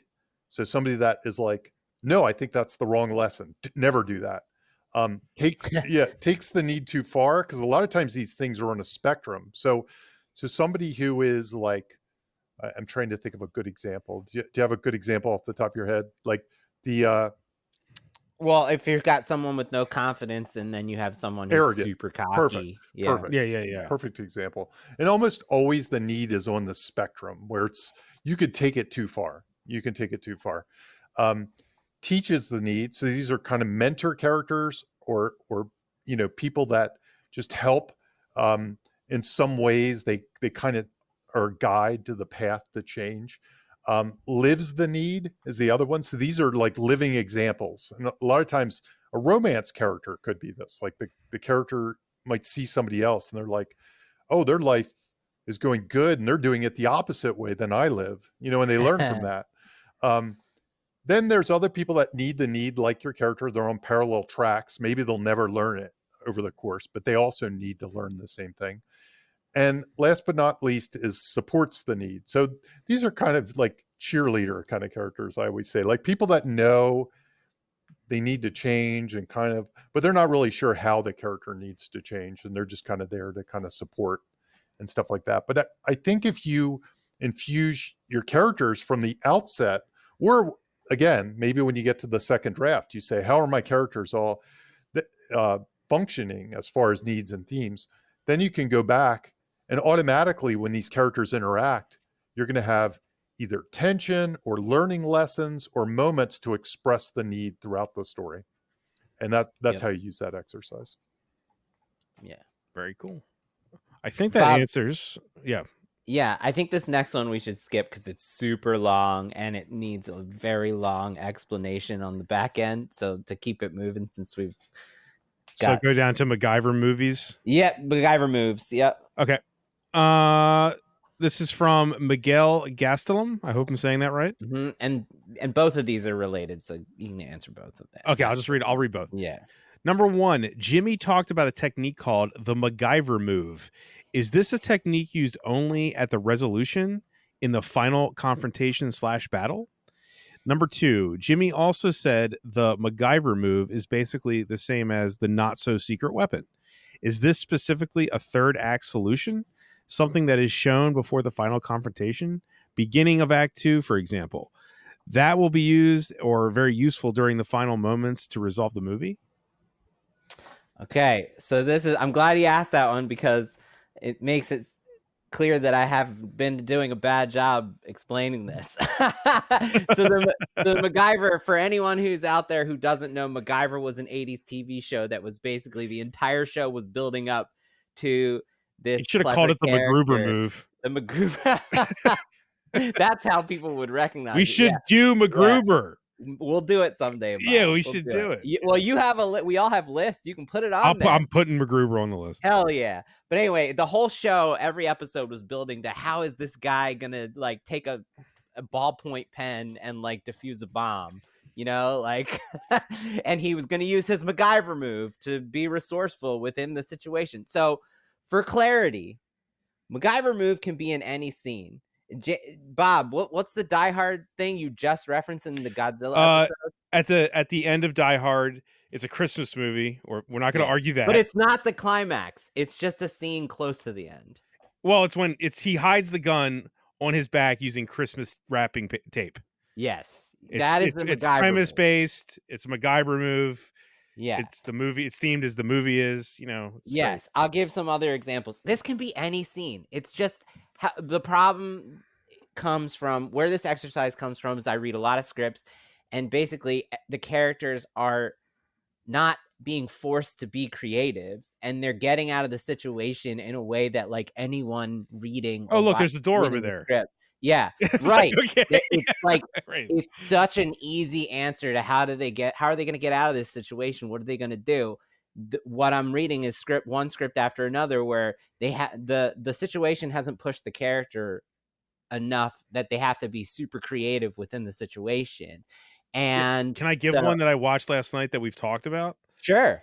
I watched Solo last night, and the MacGyver move in Solo is they take the red crap that they're trying to transport before it goes bad. When their engine dies and they're about to fall in that monster's mouth in the maelstrom, they just said, well, what if we put that stuff into the engine? Yes, that's perfect example. It's coming right from the movie's premise. It's not just, hey, let's fix the engine. It's let's use the stuff we're actually transporting to get out of here. Yes, and the point is that you want to create situations that are really difficult for your character to get out of, so that they're forced to find creative solutions that like express the movie, right? So I'll give you an example that came to mind right off the bat. That's not the climactic one, but it's it's how he gets his. Andy in the Shawshank Redemption, which we haven't done but we'll do someday, the Shawshank Redemption is filled with MacGyver moves, and one of my favorite ones is when Andy is breaking out of the prison. There's a thunderstorm. He's got to bust that pipe, but how's he going to do it without anybody noticing? Well, he waits for the thunder to hit the pipe with the rock, and that is how no one notices, and that's his MacGyver move, how he gets out of that situation. So the difference is with the not so secret weapon is the not so secret weapon is the climactic MacGyver move. It's the big one. It's the crossing the streams. It's the aliens loader. It's the Luke using the Force to destroy the Death Star. It's the oxygen tank in Jaws. So the not so secret weapon is the Chekhov's gun that's set up early in the movie that ends up being used to save the day. It is a MacGyver move, but it's the climactic MacGyver move. MacGyver moves can be for any situation. So cool. I think you did a great job explaining that. Okay, was that clear? I think it was. Good. Thank you for your question, Miguel. Yeah. And here's one from Vigerbo. Hello, does the not so secret weapon have to be an item? Can it be an idea or concept? For example, in A Few Good Men, Lieutenant Coffee uses knowledge of Colonel Jessup's personality against him. Would that be the use of a not so secret weapon? Thank you for the many great hours of this great podcast. Thank you for your question. Jamie, you want to go?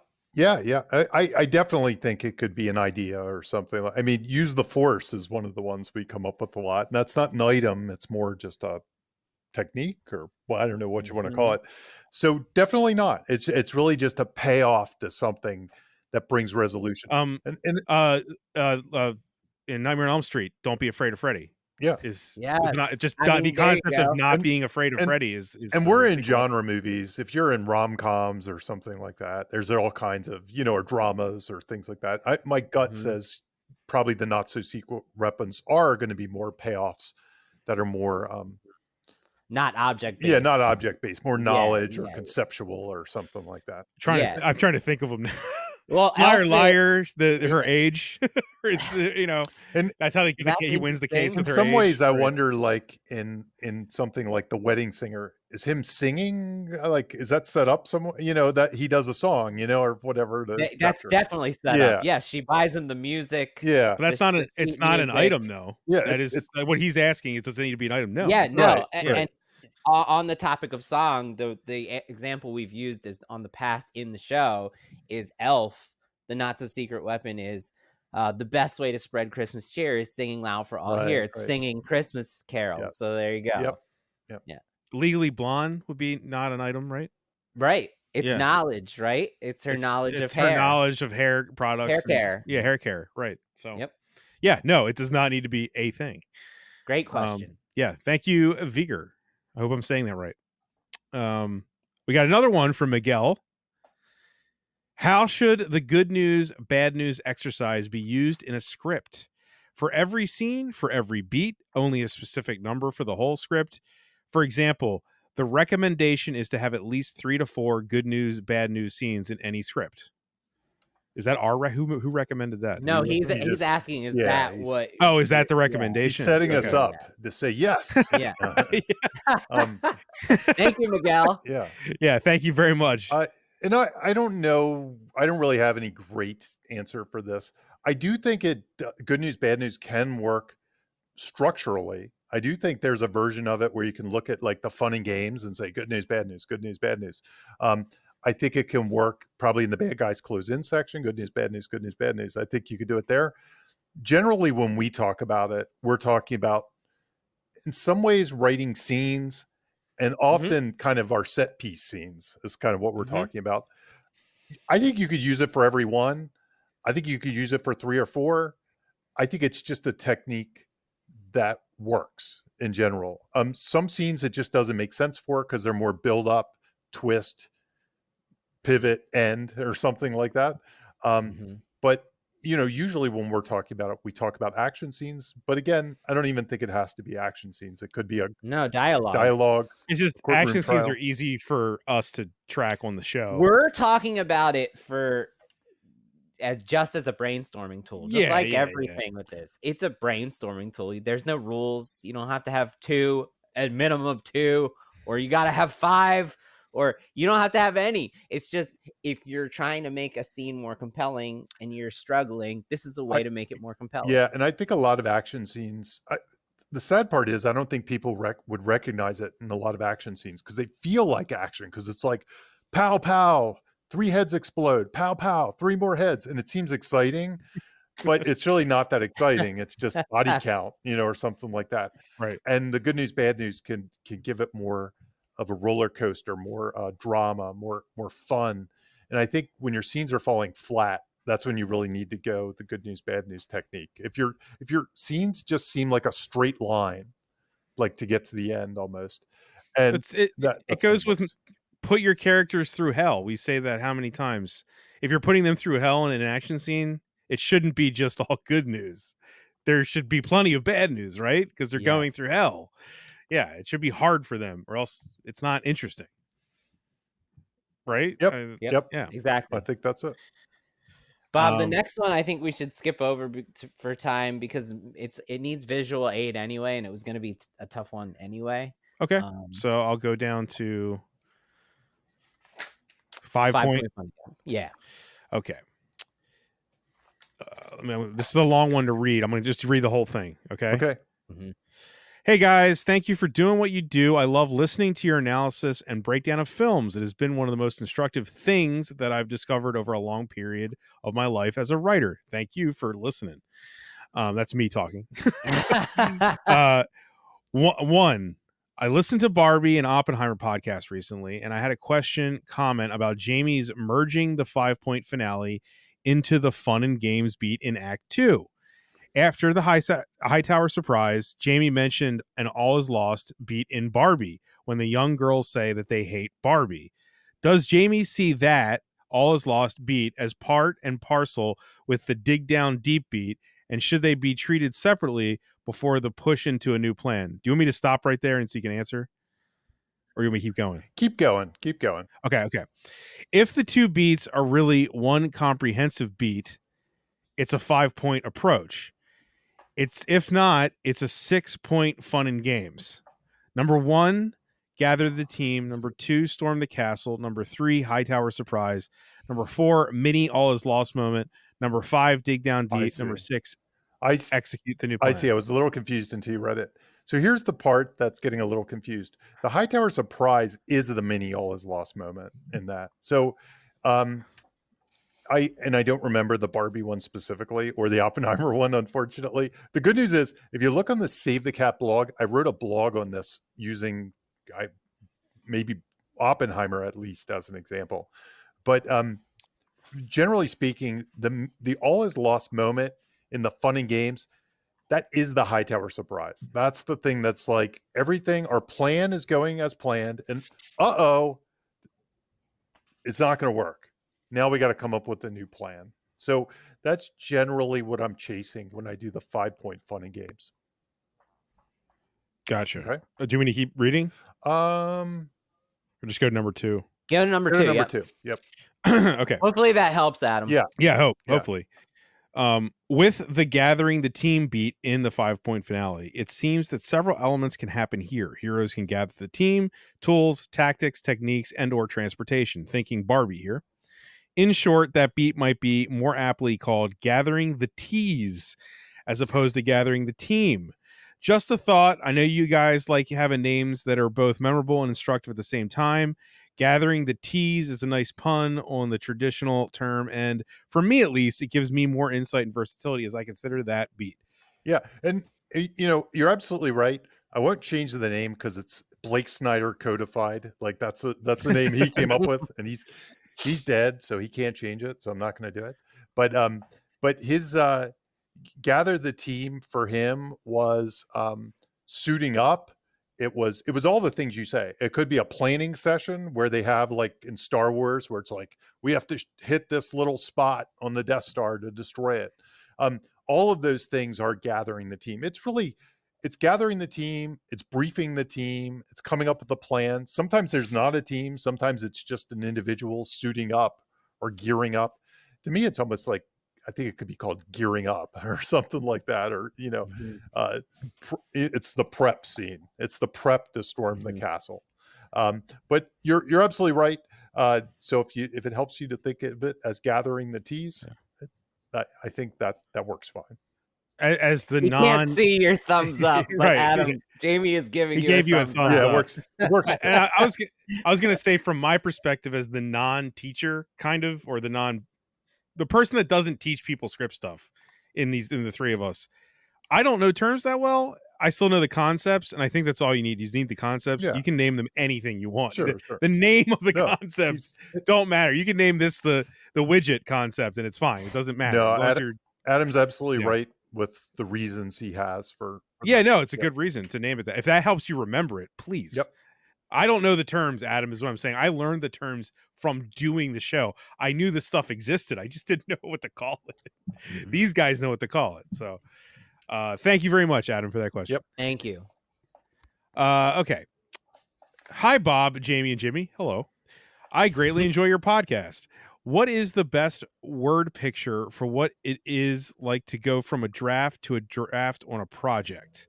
In the last week, I've heard it compared to punching down bread dough, ripping out stitches, or burning ships.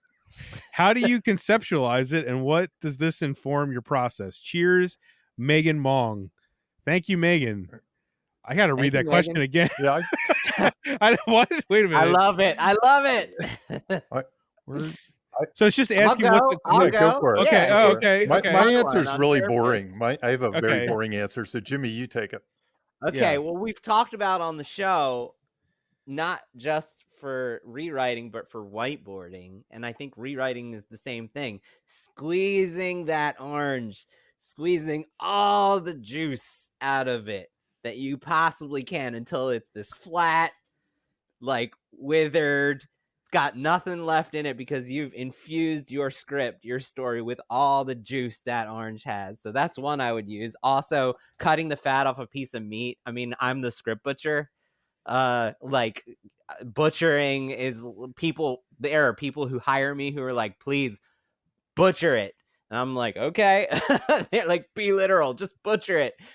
So taking a piece of meat and cutting all the fat until it's a lean, mean storytelling machine.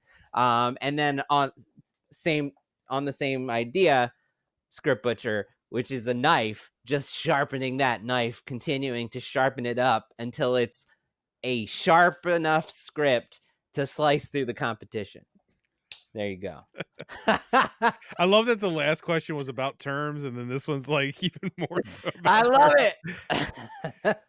it. Jamie, did you have anything to add here? I would say with me, and I think everybody's different with how they proceed from draft to draft. With me, I think of it like Play-Doh a little bit. Like, when you start, you take the big lump out, and then you start messing with it, and then that looks like a car, and then you make it more and more look like a car as you go. I guess sculpting would be similar to that. Play-Doh is great. That's a great I'm gonna be comparison. gross. I'm gonna say for me, it's picking out all the boogers. Okay. I got That's that. what I'm going with. Is boogers. I like it. I like it, Bob. I think post-production feels like picking out the boogers. It's all picking out the boogers, Jamie. Yeah, it does. It's all just getting rid of the little friends hiding in your nose. Megan, thank you for that question. Thank you, Megan, so much. Okay. New one. Next question. Rewrites. How many times should we expect to rewrite our own work before it's ready to be shopped around? It was previously my expectation that you finish a first draft, then make edits and structural changes until it's ready. I heard recently that professional writers will often do a complete rewrite from scratch instead of editing a previous draft.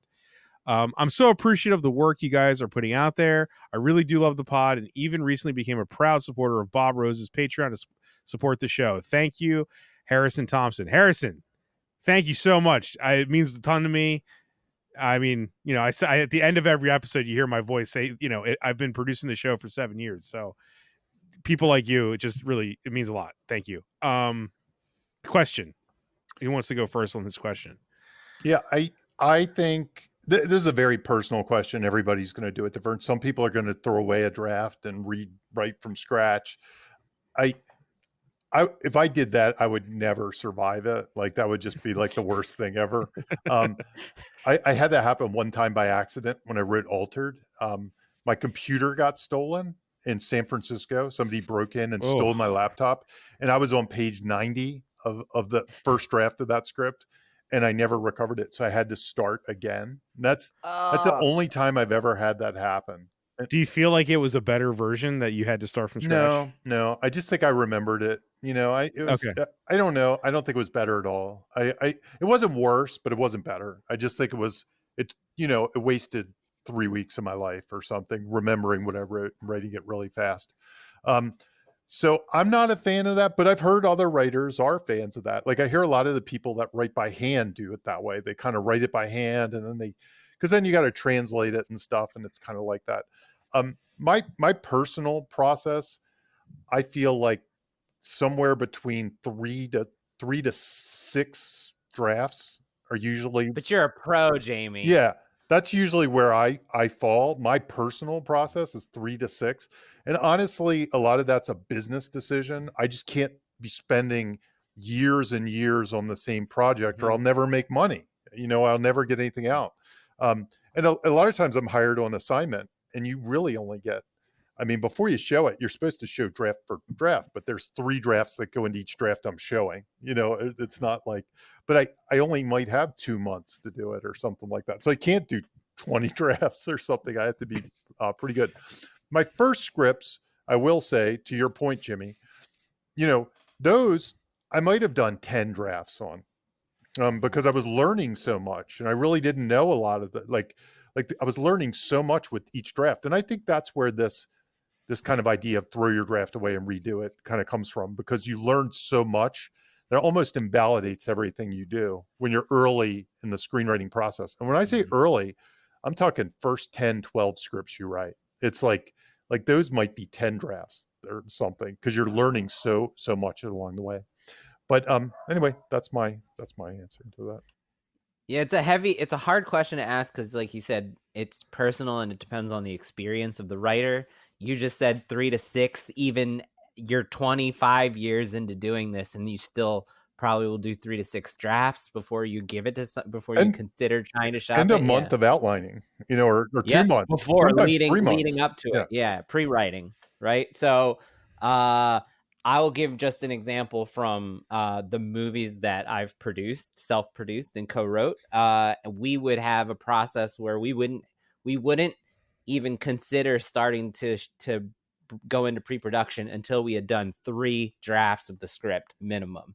Sometimes we'd end up doing a 5th polish and a 6th polish, but a 4th polish, 5th polish, 6th polish. Sometimes we would. But we never went into shooting a feature film without having done 3 drafts of the script first. So, yeah.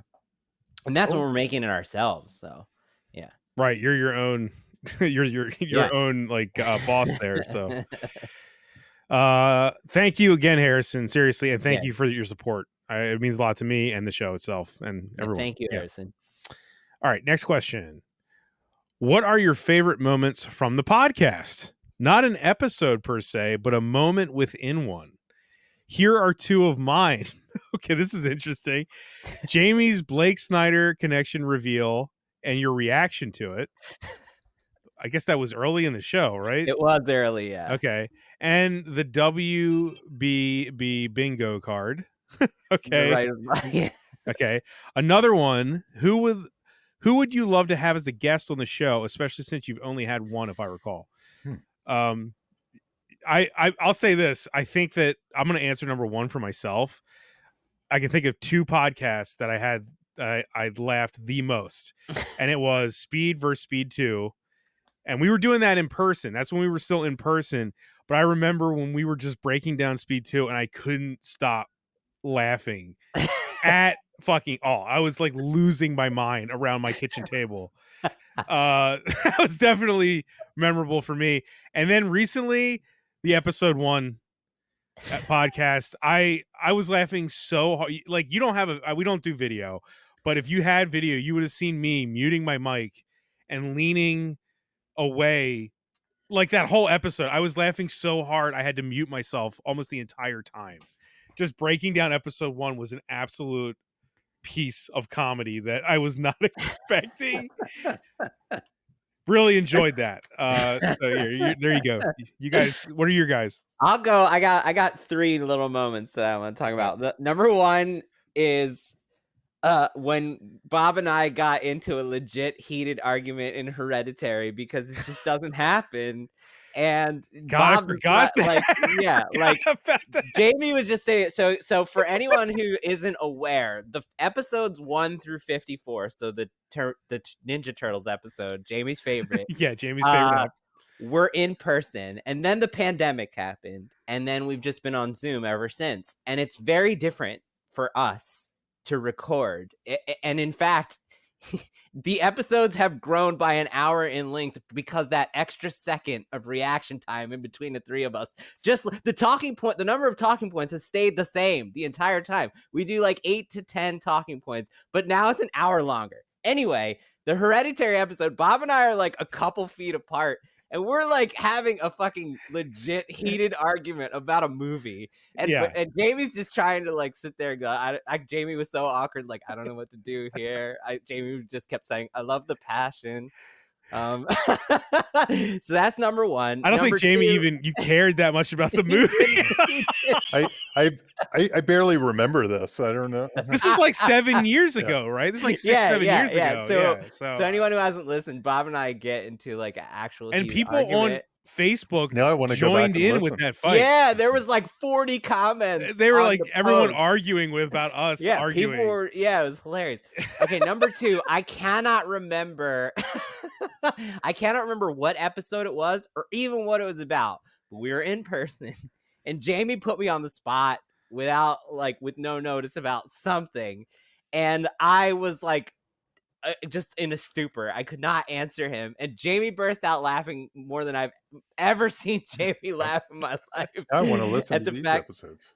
At the fact that I couldn't, I was just in a stupor.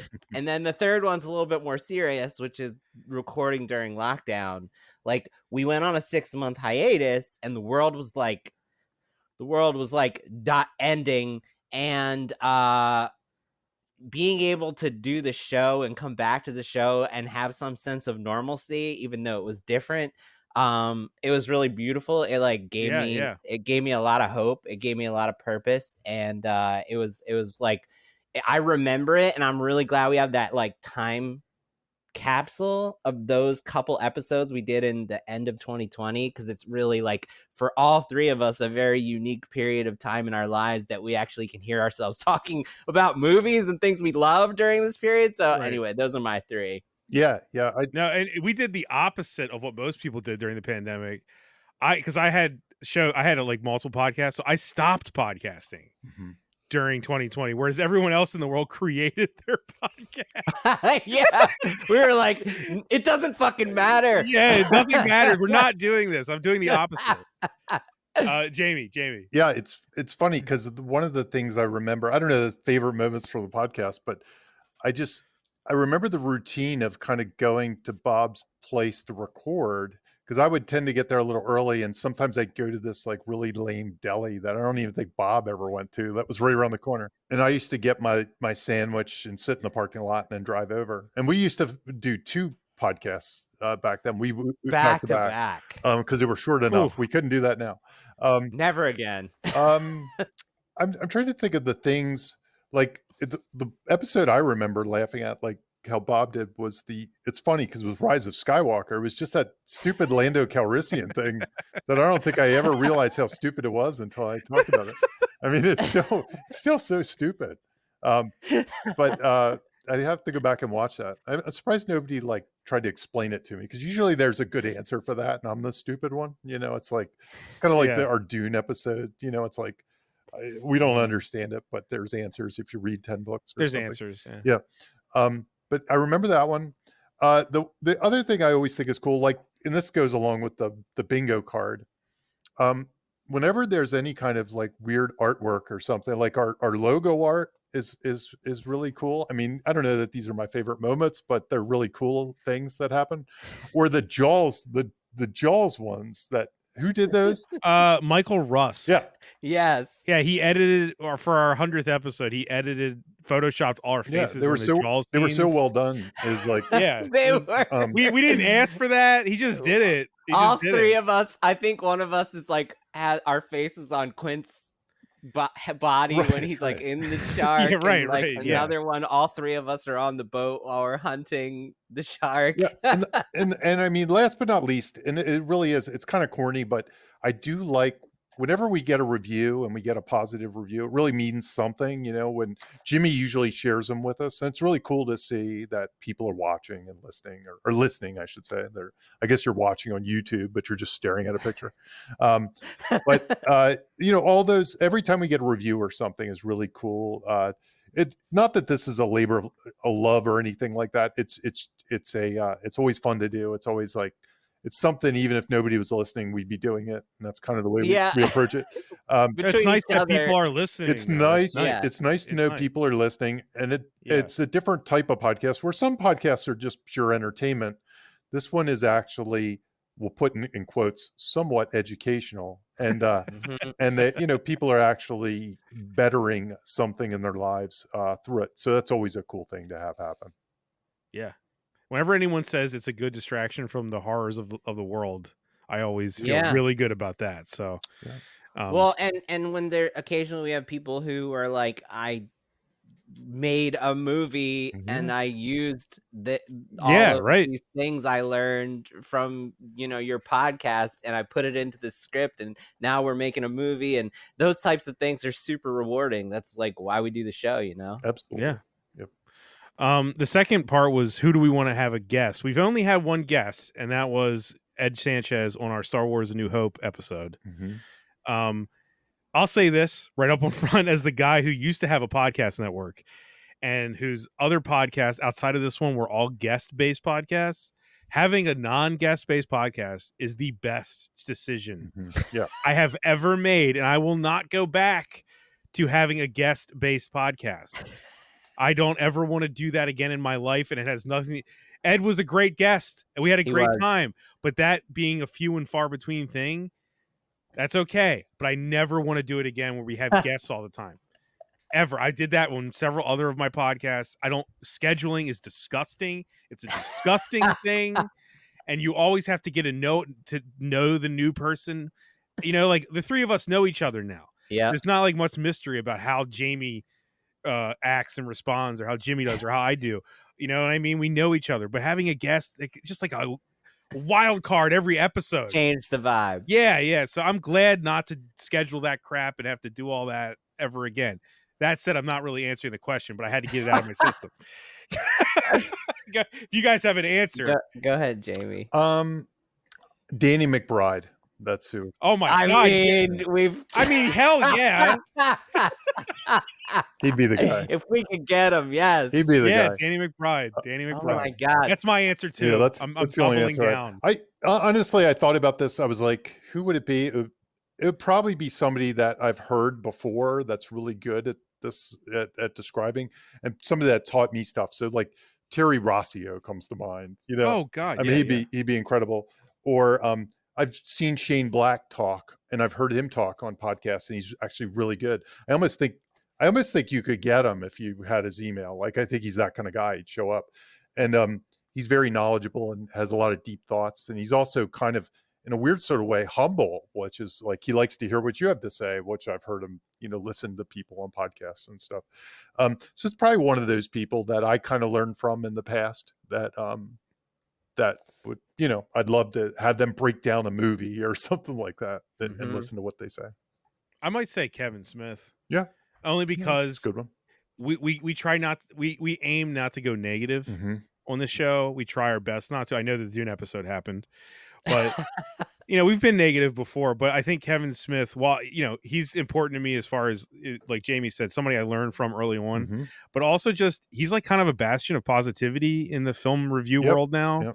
And I feel like if anything, he would vibe with what we try to do here a little bit. So I guess that would be my actual serious answer. I would love to hear what he has to say about kind of this math or crafty kind of stuff, because I've never really heard him talk about that. My gut would say he'd be the type that'd be like, I don't do any of that. He's probably a pantser. I just smoke and write, and that's what I do, or whatever. I don't think he'd be a jerk about it. I think he'd be. I don't think he'd be a jerk at all. I think he'd be kind of curious and asking questions and stuff like that. I also just kind of want to hang out with Kevin Smith. Yeah, like I used to write for his back in the day. I used to write for his website. I haven't said that on. But when he was moviepoopshoot.com before Smodcast and all that, I used to write for that website. So I did know that. Yeah, right. So just to hang out with him once and be like, "Yeah, I used to write for your first website." Jimmy, I am gonna echo what you said, Bob, and say nobody. We have actually entertained when one of us is not feeling well. We've entertained, well, let's get a temporary a guest host, and even that we've decided like it would change the vibe, it would change the show. The show is the three of us, and that's what makes it what it is. Right. So my answer is no one. Except Ed Sanchez. Well, Ed was great. Ed was great. Also, here's the difference is like we're saying all these names. We know Ed, yeah, we all know Ed, so it's not a fair comparison. And Ed's like the guy we know that is directing Star Trek. You know what I mean?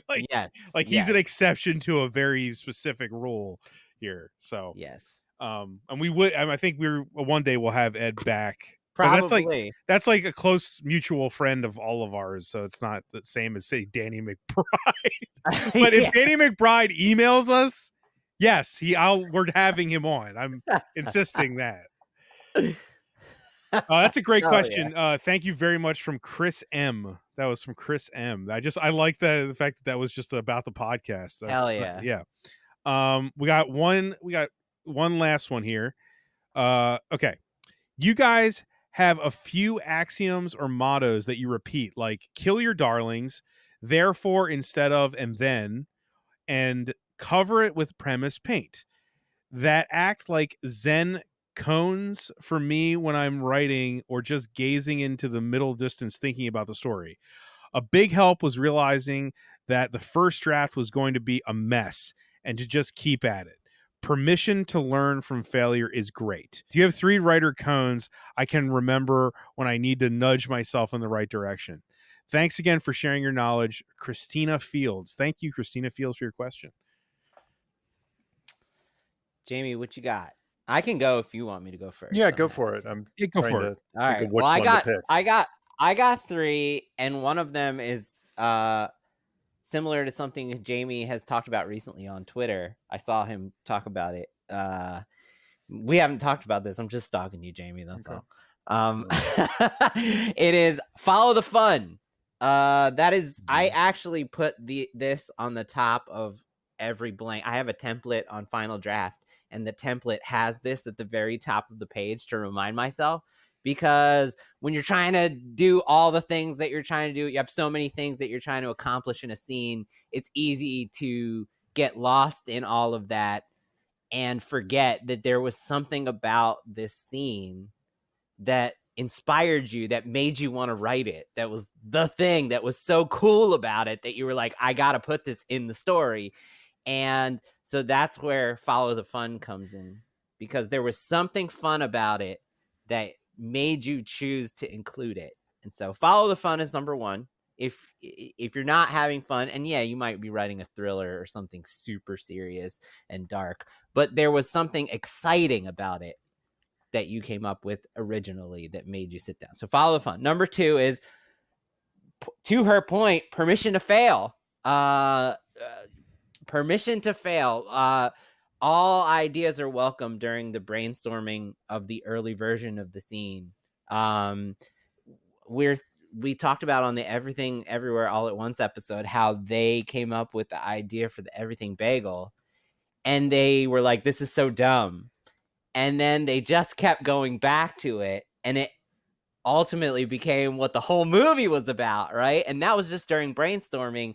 And why that was allowed to came is because they gave themselves permission to come up with the bad ideas. I think we have a tendency to self-edit to an extreme, to a detrimental extreme, while we're just staring at the blank page. And sometimes self-editing up front is bad, and you just want to, entertain the bad ideas. You can make it better, but maybe it's not a bad idea after all, So permission to fail is the number 2. And then number 3, this is the hardest one.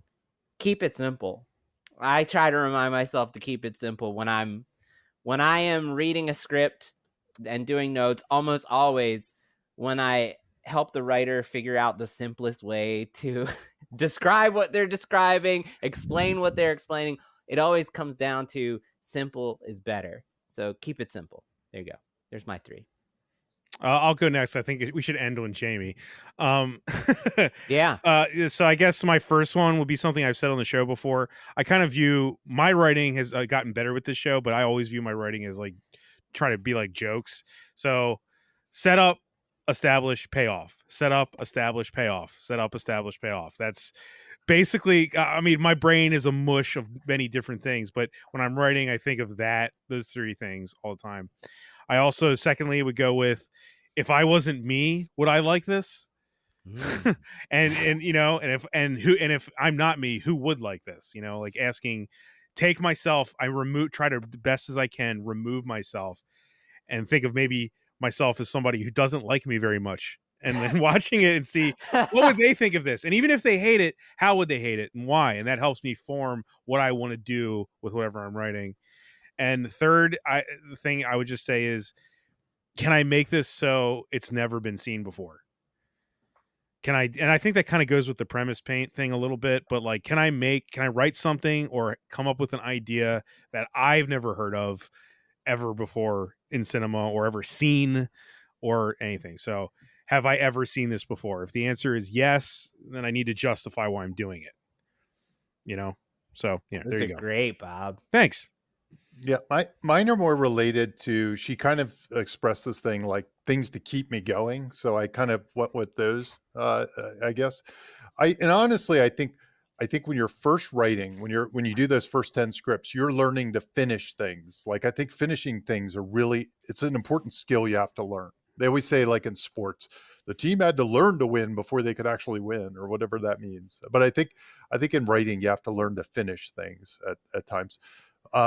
So here are 3 kind of related to that. The second draft is more fun. I promise the second draft is more fun.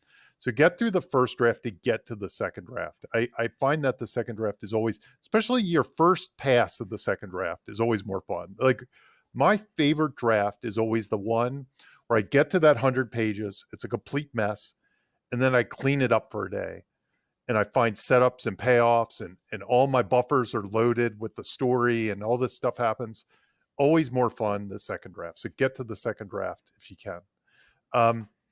This is a weird one. I don't know that this is a cone, but I'm going to give a weird piece of advice that I don't really hear people say this very often. Try a writing partner. That's my advice. So if you're really kind of stuck, you're bored, there's something off, try a writing partner. I think you can learn a lot from having a writing partner. I think just having somebody, some people need someone to bounce a story back and forth. Some people hire people like me or Jimmy to bounce a story back and forth. But I think you can do the same with a writing partner, and you can kind of level up a little bit by having a writing partner. I used to write with writing partners and on my own, and it would increase my productivity like by 3 times. because while I was busy working on my spec, somebody else was working on my spec. They were over there coming up with ideas. And while the stories I wrote were always very different than the stories I wrote with someone, it was also part of the fun. So anyway, it's a piece of advice I don't hear very often, but I don't know. Think about it. Think about if you could have a writing partner for one project. Try it for one project.